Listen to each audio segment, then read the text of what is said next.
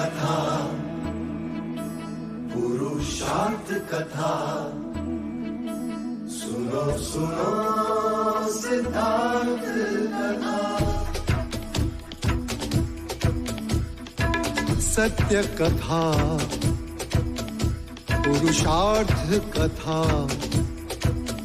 सुनो सुनो सिद्धार्थ कथा। चढ़ते सूरज सा तेजवान वो कीर्तिमान, हुंकार भरे जब कूच करे, थर थर कांपे आसमान। वो राजपुत्र वो शूरवीर, पर्वत को भेद दे उसके तीर, शांति का स्रोत करुणा की धार, निर्झर झरे मन से अपार। वो राजपुत्र वो शूरवीर, पर्वत को भेद दे उसके तीर, है शाक्य वंश का वो तारा, जगमग है जिससे जग सारा। सत्य कथा, पुरुषार्थ कथा, सुनो सुनो सिद्धार्थ कथा।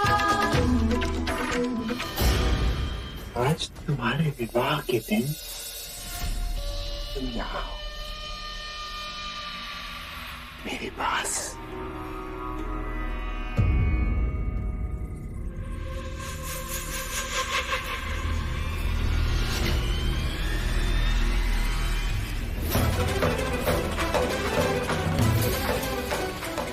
स्मरण है कुमार देवता, उस दिन रंग भवन में मैंने भी विनती की, हाथ जोड़े गिड़गिड़ाए, और आपने मनमानी की। आज एक स्त्री ने अपनी मनमानी की। तू यहाँ कैसे आई?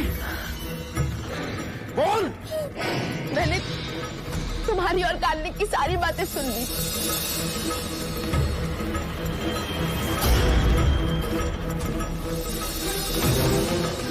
और मैंने ये निर्णय कर लिया, चाहे कुछ भी क्यों ना हो, मैं राजकुमारी यशोधरा की रक्षा करूंगी। अरे राजकुमारी जी, अच्छा अब हमें यही मिल गई। देखिए ना, युवराज कब से चौसर खेल रहे दूसरे कुमारों के साथ। युवराज यहाँ है? पर मुझे तो मैं तो ये संदेश देने आई थी कि हल्दी लगाने के बाद आपको महल के बाहर जाना मना है। क्या सोच रही हैं आप? कुछ नहीं। अरे राजकुमारी जी, आपके चुनर पे तो मेहंदी लग गई, आपको ये बदलनी होगी। चलिए मेरे साथ। मैं उनके साथ उनके कमरे में गई और उनकी चुनर मैंने ओढ़ ली। हालात से तुम्हारे सैनिक मुझे राजकुमारी समझकर यहाँ ले आए। तुझे पता नहीं, तुझे पता नहीं है तूने क्या किया है? पता है, जिस मनुष्य ने औरतों को सम्मान दिया है, उसने एक छोटा सा काम किया है।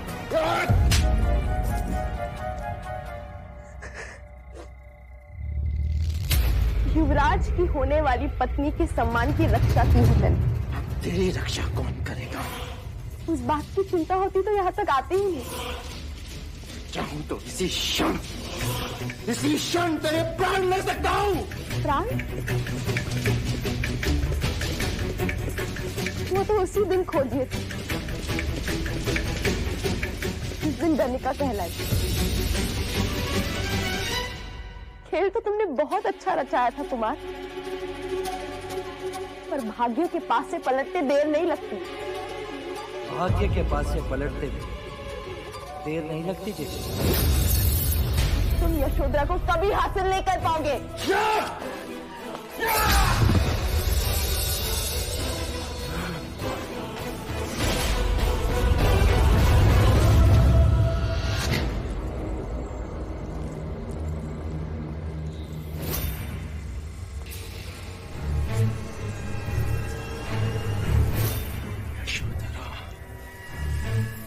यशोधरा, यशोधरा!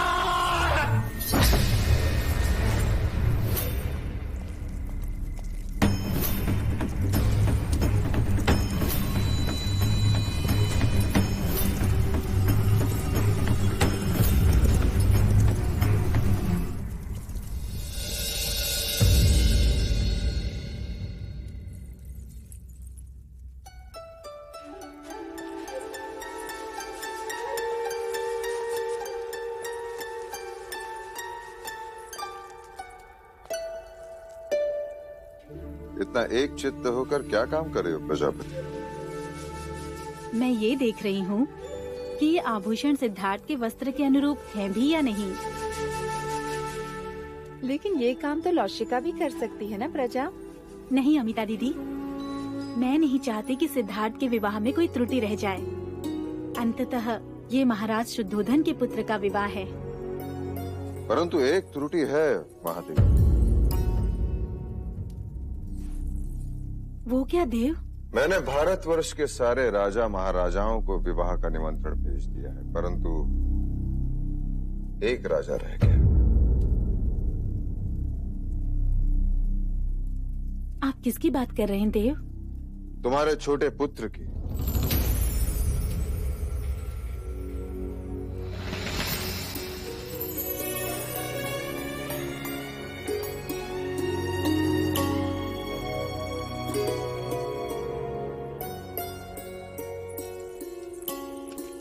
प्रजा,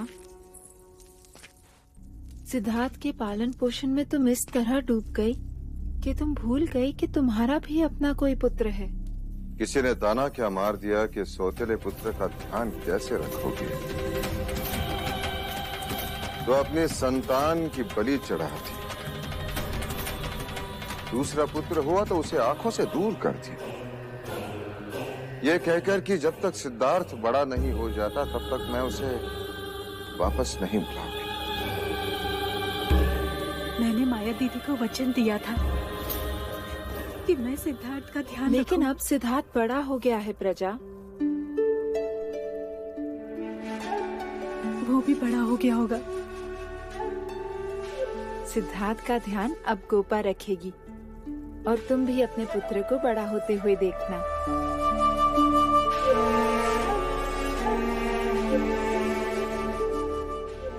मुझे तो अब ये भी ज्ञात नहीं कि मैं उसे क्या कह के पुकारूंगी। नंद, नंद कहकर पुकारो उसे। नंद? माँ,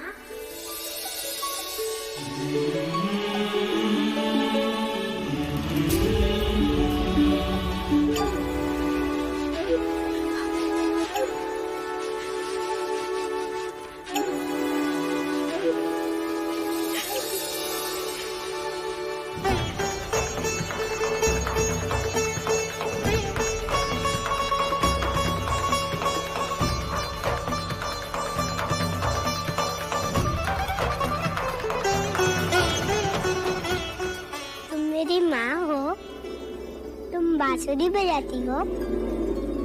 मुझे सिखाओगी?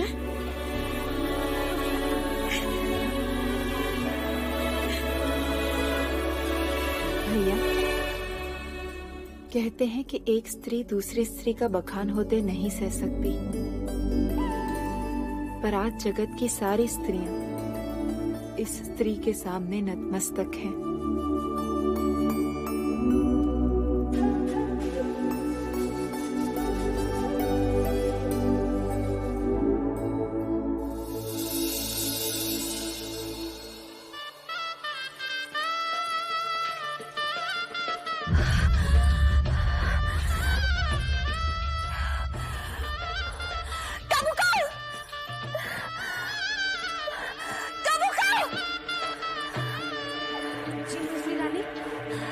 झरोका बंद कर, संगीत के सुर मेरे कान को डस रहा है।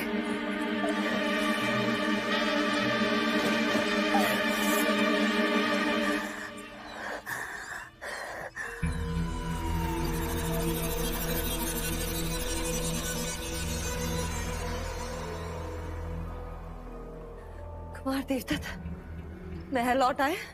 नहीं मजली रानी, रात की गए हैं, अभी तक नहीं लौटे।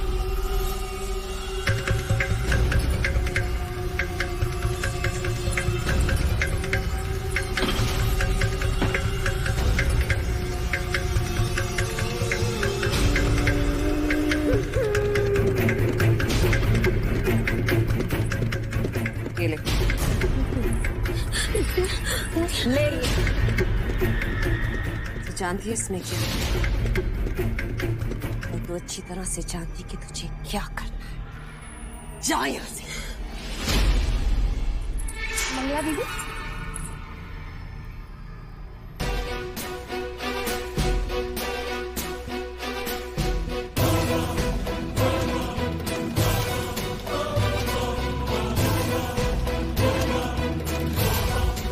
दीदी आप अब तक तैयार नहीं हुई? वहाँ महादेवी कब से आपके बारे में पूछ रही हैं। और आपके वस्त्र। कामुका जी, मैं तो कब से कह रही हूँ, परंतु मंजली रानी है कि कुछ सुन। मेरी चिटोरी कर रही है। कुमार देवता का विवाह हो रहा है जो मैं श्रृंगार करूं। नहीं जाना मुझे किसी भी विवाह में। जा यहाँ से।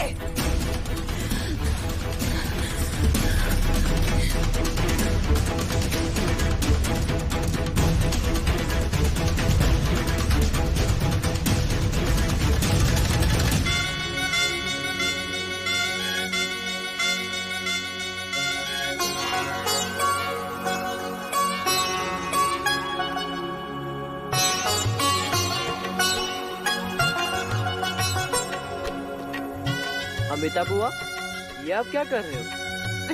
तुम्हारे भैया की नजर उतार रही हूँ छोटे राजा। मेरे जवाई को किसी की नजर ना लगे। अरे बुआ, यशोधरा की तो नजर लगी है, इसलिए तो युवराज आपके जवाई बने।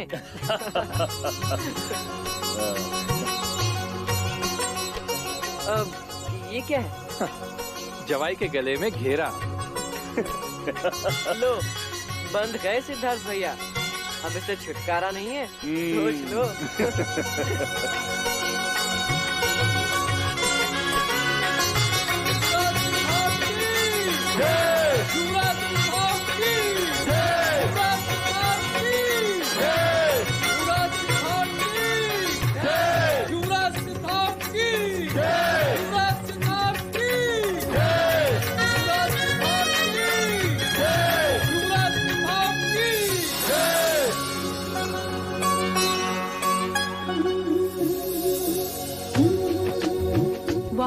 देखो तो कितना गहरा रंग आया है।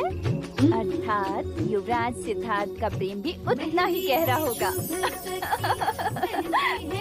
अरे तुम लोग मेहंदी के रंग को छोड़ो, युवराज सिद्धार्थ मंडप में आ चुके हैं। जल्दी करो, युवराज मंडप में आ गए हैं और माँ भी बुलाने आई रही होगी। देखो तो कितनी जल्दी है राजकुमारी जी को मंडप में बैठने की।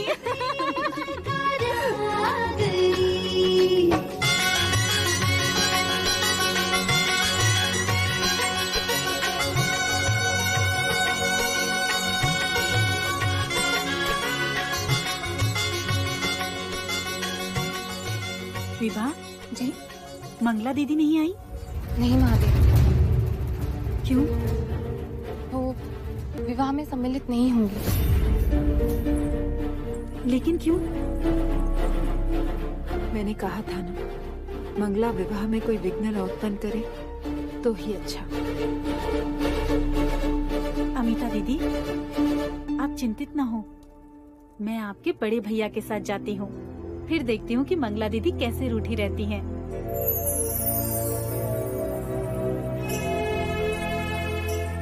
देव,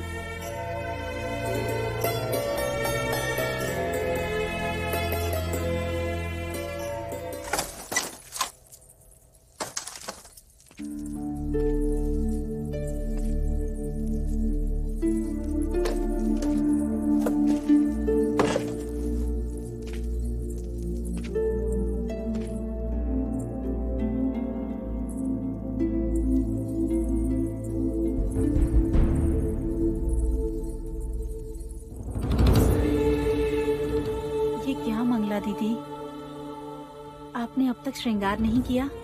सिद्धार्थ कब से मंडप में पहुंच गया है? चलिए उठिए, देवदत्त भी न जाने कहाँ चला गया। उठिए मंगला दीदी। नहीं महादेवी। क्या हुआ मंगला? मैं पुनः अपनी जग हसाई नहीं करवाना चाहती महाराज। जग हसाई? अर्थात? वर्षों पहले हर्ष में आकर मैंने सबसे कह दिया था कि मेरा ब्याह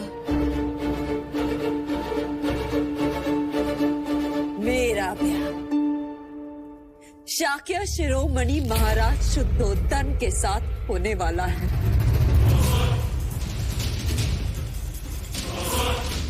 परंतु मेरी जगह साई हुई। यदि आज मैं विवाह में आई तो लोग मुझ पर हंसेंगे नहीं, कहेंगे मंगला को तो कोई लाज लज्जा है ही नहीं, बड़ी बड़ी बातें कर रही थी। मेरे पुत्र देवदत्त का विवाह यशोधरा के साथ होगा, परंतु उसका विवाह तो आज सिद्धार्थ के साथ हो रहा है।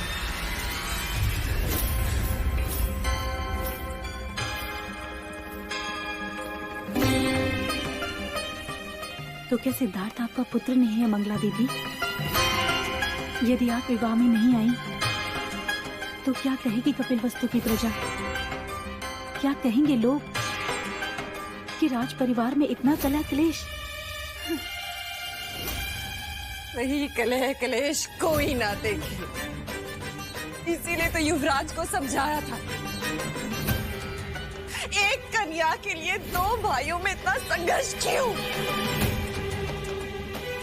परंतु आपने भी उन्हें नहीं रोका, उलट स्वयंवर के लिए उन्हें प्रोत्साहित किया।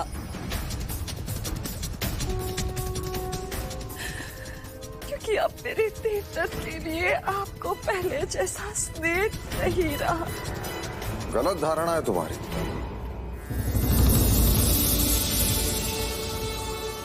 मेरे लिए आज भी देवदत्त और सिद्धार्थ में कोई अंतर नहीं।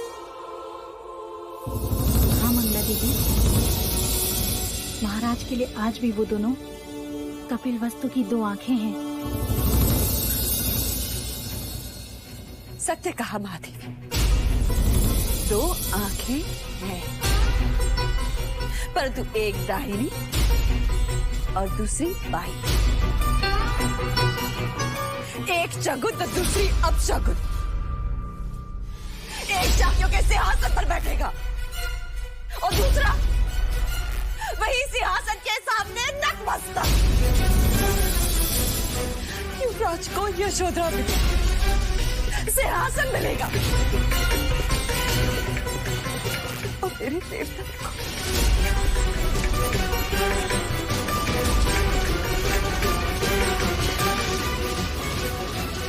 मैंने निश्चय किया था कि जब सिद्धार्थ का राज्याभिषेक होगा तब देवदत्त के नाम पर भी उत्तर का प्रदेश कर दिया जाएगा, ताकि दोनों कुमार अपने अपने शाक्य सीमाओं का विस्तार कर सकें और शाक्य संघ में हमारा वर्चस्व ऐसा ही बना रहे।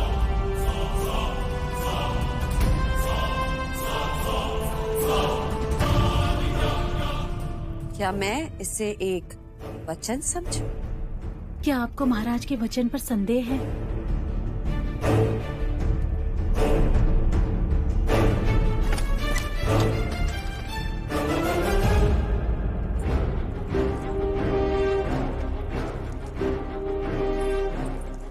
राज, तुम मंडप छोड़कर यहाँ क्यों चले आए?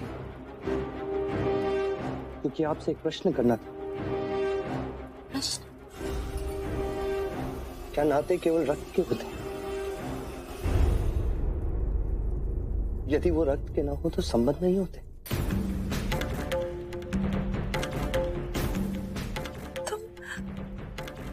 तुम ऐसा क्यों पूछ रहे हो? मैं आपकी गोद में खेला, ज्येष्ठ के पीछे पीछे दौड़ा, काकाश्री से बहुत कुछ सीखा है मैं। काकी ने माना कि ज्येष्ठ और आप मुझसे और गोपा से क्रोधित हैं, क्योंकि आपके मना करने पर भी मैंने स्वयंवर में भाग लिया। किंतु मैं ऐसा नहीं करता तो हम तीनों के प्राण पीड़ा से तड़पते, क्योंकि गोपा मुझसे प्रेम करती। मैं आपसे हाथ जोड़कर विनती करता हूं, आप हमेशा हमारे साथ रहें। आपका आशीर्वाद मेरे लिए उतना ही मूल्यवान है जितना ज्येष्ठ के लिए। उठो सिद्धार्थ, ये क्या कर रहे हो? इस महल में सबको क्या हो रहा है? अरे लोग तो राय का पहाड़ बना देते हैं। मैं तो बस तुम्हारे ज्येष्ठ की चिंता में थी, इसलिए श्रृंगार करना भूल गई। अन्यथा तुम्हारा विवाह हो और तुम्हारी काकी मां ना आए, ऐसा हो सकता है? महादेवी कुछ समझाइए ना इसे। आप जाइए, मैं शीघ्र ही आती।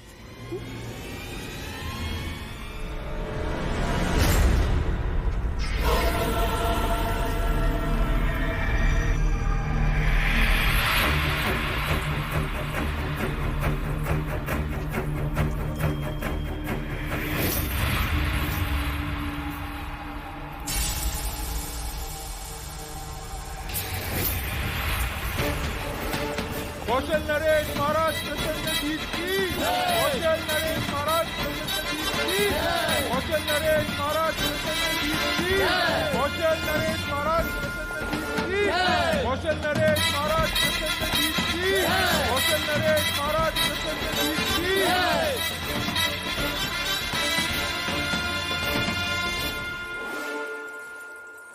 पधारिए, पधारिए महाराज प्रसन्नजीत।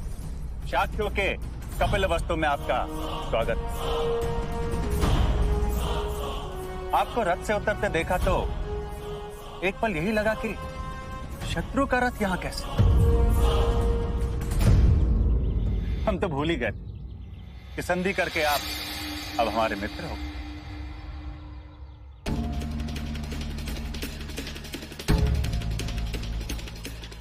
हम मित्र के साथ मित्र हैं, शत्रु के साथ शत्रु, परंतु आदर हम दोनों का करते हैं। यदि ये बात सत्य है कि आप हमारे मित्र हैं, तो हमारे साथ द्वार पर खड़े होकर हमारे अतिथियों का स्वागत इन फूलों से कीजिए। दीजिए। क्या मैंने कुछ अनुचित कहा मित्र? नहीं राजा दुर्योधन, आज मंगल अवसर आपके द्वार पर, कल हमारे द्वार पर हो सकता है। कपिल वस्तु में आपका स्वागत है कौशल नरेश।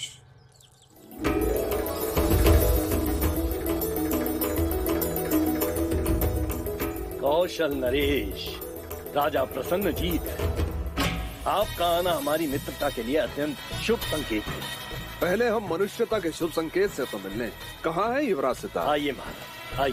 कौशल नरेश महाराज प्रसन्नजीत की, कौशल नरेश महाराज प्रसन्नजीत की, कौशल नरेश महाराज प्रसन्नजीत की, कौशल नरेश महाराज प्रसन्नजीत की, कौशल नरेश महाराज प्रसन्नजीत की, कौशल नरेश महाराज प्रसन्नजीत की। आपकी उपस्थिति ने कौशल और शाक्यों की मित्रता पर मोहर लगा दी महाराजा प्रसन्नजीत। स्वागत है आपका।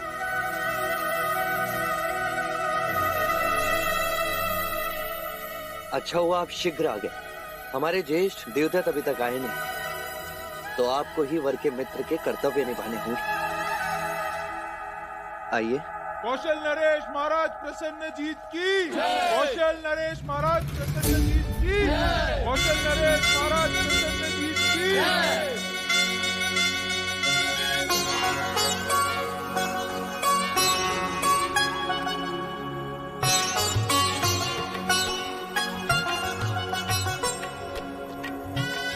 कन्या को बुलाइए।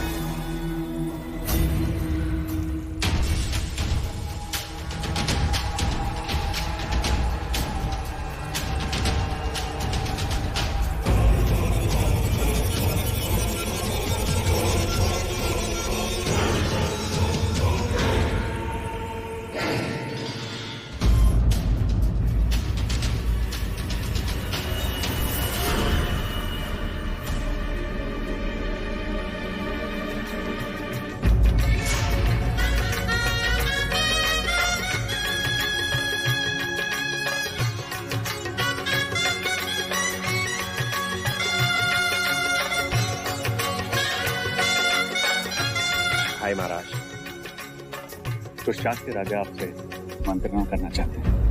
मंत्रणा? इस समय? हाँ भाई महाराज, आइए।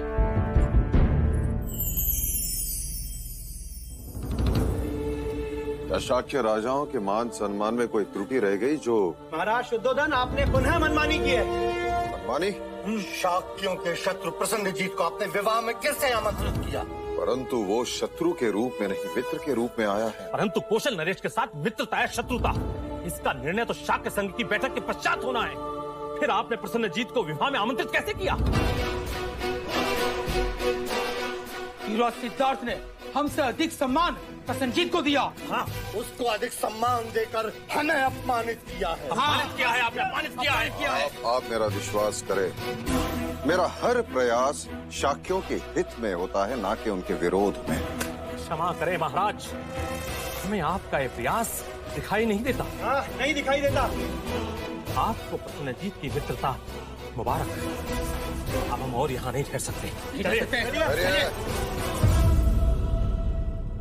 हमारे गुरु कहते थे कि भोजपत्र पर यदि राजनीति लिखा, उसे उल्टा कर देखो तो कूटनीति नजर आती। आपने शाक्य राजा की राजनीति देखी है, कूटनीति नहीं। हमने उसे विवाह का आमंत्रण दिया,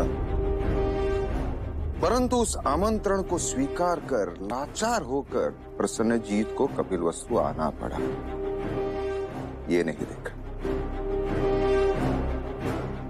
अश्वमेघ की इच्छा रखने वाला नरेश कैसे सबसे आंख मिलाएगा, ये नहीं देखा। आपने हमारा दिया हुआ सम्मान देखा, परंतु होने वाला अपमान नहीं देखा।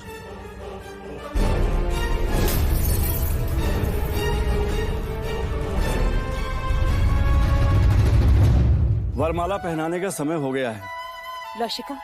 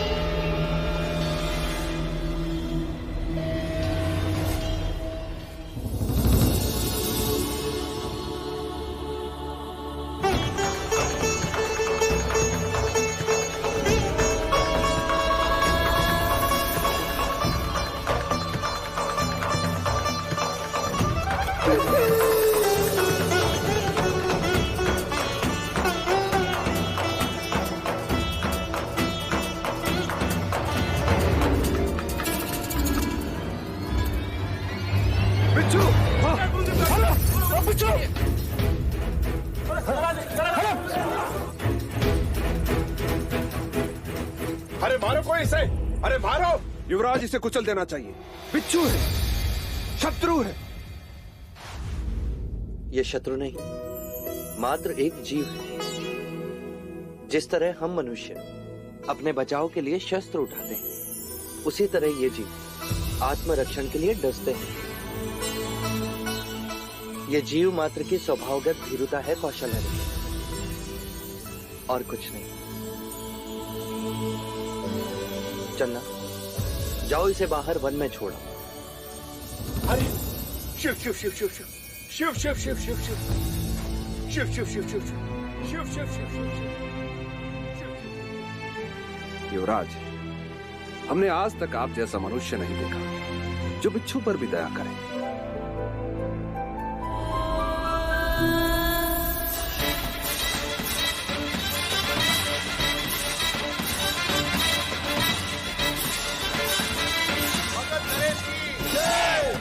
नरेश की जय, मगध नरेश की जय। भाई महाराज, मगध नरेश महाराज बिंबिसार आ चुके हैं। चलो। मगध नरेश की जय, मगध नरेश की जय, मगध नरेश की जय, मगध नरेश की जय, मगध नरेश की जय, मगध नरेश की जय, मगध नरेश की जय। हमारा आमंत्रण स्वीकार कर यहाँ उपस्थित होना हमारे लिए अभिमान की बात है मगध नरेश। उपस्थित तो होना ही था। पराक्रमी राजाओं की संगत किसे अच्छी नहीं लगती, और आप तो केवल पराक्रमी ही नहीं, हमारे पड़ोसी भी हैं। आपने जिस प्रकार अति महत्वाकांक्षी कौशल नरेश को पाठ पढ़ाया है, वो प्रशंसनीय है। आपका स्वागत है।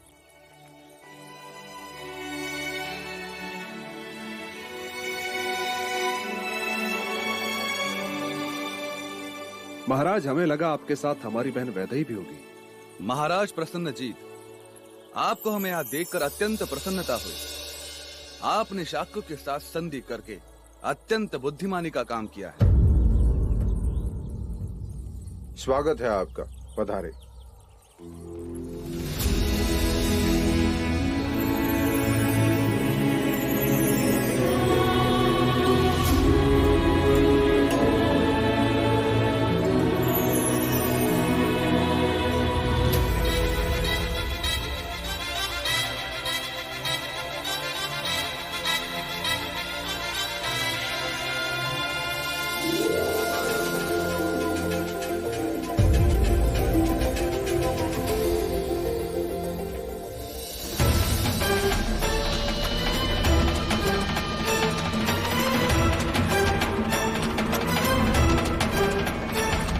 खेल तो तुमने बहुत अच्छा रचाया था कुमार। तुम यशोधरा को कभी हासिल नहीं कर पाओगे।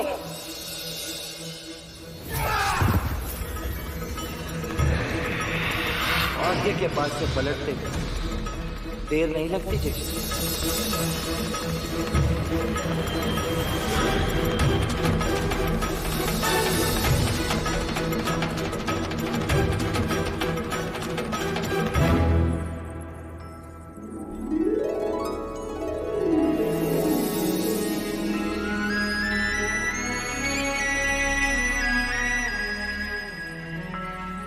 वैशाली नरेश की जय, वैशाली नरेश की जय, वैशाली नरेश की जय, वैशाली नरेश की। ऋषि नरेश आए हैं।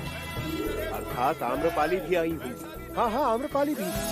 वैशाली नरेश की जय, वैशाली नरेश की जय, वैशाली नरेश की जय, वैशाली नरेश। स्वागत है लच्छवी नरेश, स्वागत है आप। वैशाली नरेश की जय, वैशाली नरेश की, वैशाली नरेश की, वैशाली नरेश। स्वागत है। वैशाली नरेश की। क्षमा कीजिए, रास्ते में देर हो गई, लेकिन मैं अपने दिए हुए वचन के अनुसार वैशाली की नगर वधू आम्रपाली को साथ लाया। आपने वचन निभाकर हमें सम्मानित किया। ऐसे प्रसंग को एक और नाम देना चाहिए, राजाओं का मिलन उत्सव। लक्ष्मी नरेश, जब से हम यहाँ आए तब से सभी की जीवा पर जैसे आम्रपाली ही नाच रही। क्यों ना हो, संपूर्ण भारतवर्ष में उस जैसी कुशल नृत्यांगना और सौंदर्यवती है कहाँ?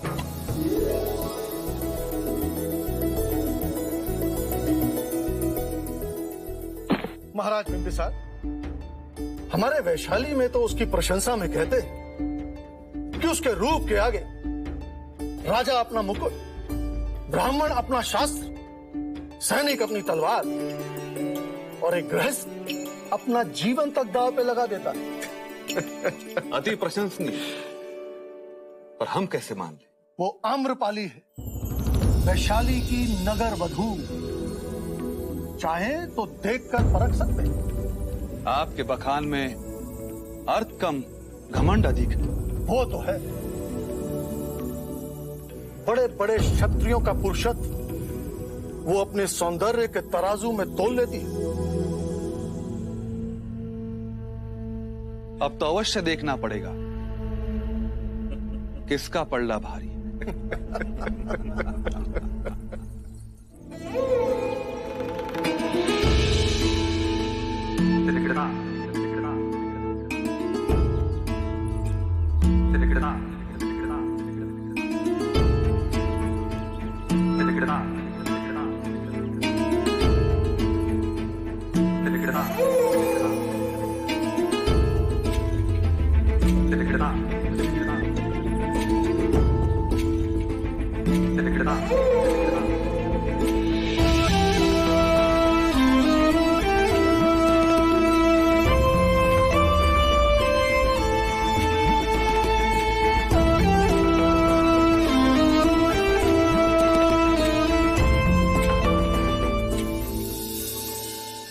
आयुष्मान भव, सौभाग्यवती भव।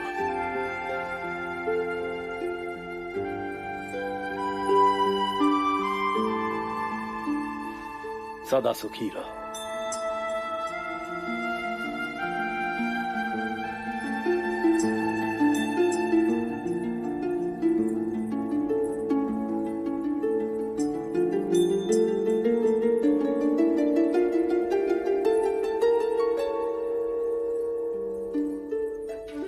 जीते रहो।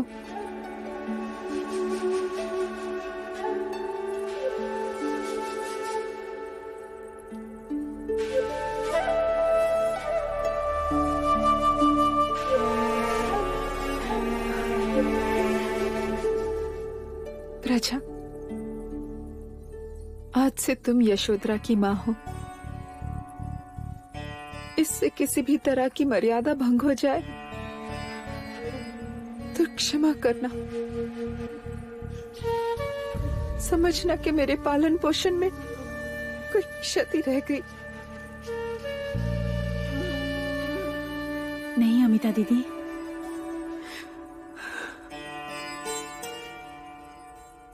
महाराज,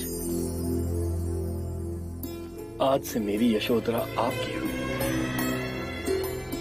इच्छा तो बहुत थी कि अपनी पुत्री की विदाई देवता से करता। जी छोटा ना करे राजा धनपानी।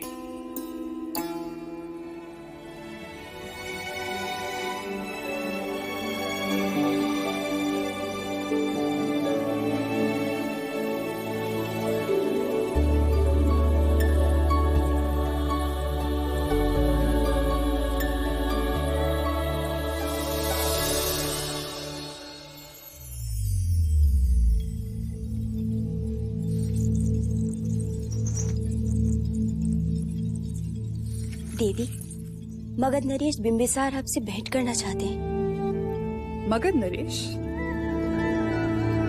आमंत्रित करो उन्हें।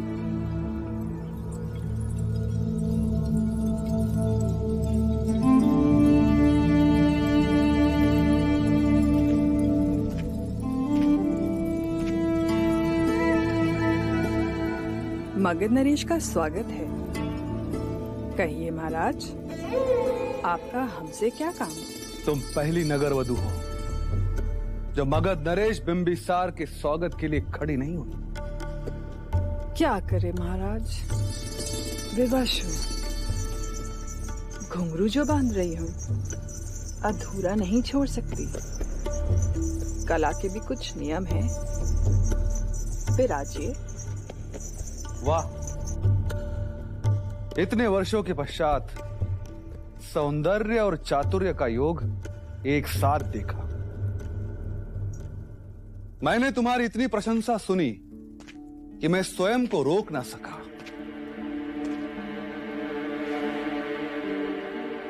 सुना है कि तुम्हारा रूप किसी को भी मोहित कर सकता है।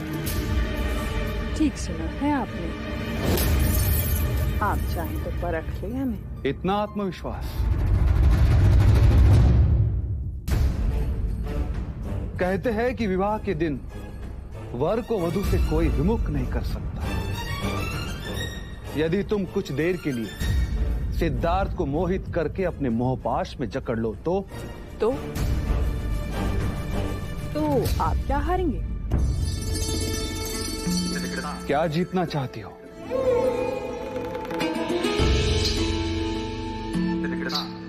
अवसर तो ऐसा है कि चाहूं तो मगध मांग, लेकिन अगर मगध नरेश भी मिल जाए तो भी बहुत। क्या चाहती हो?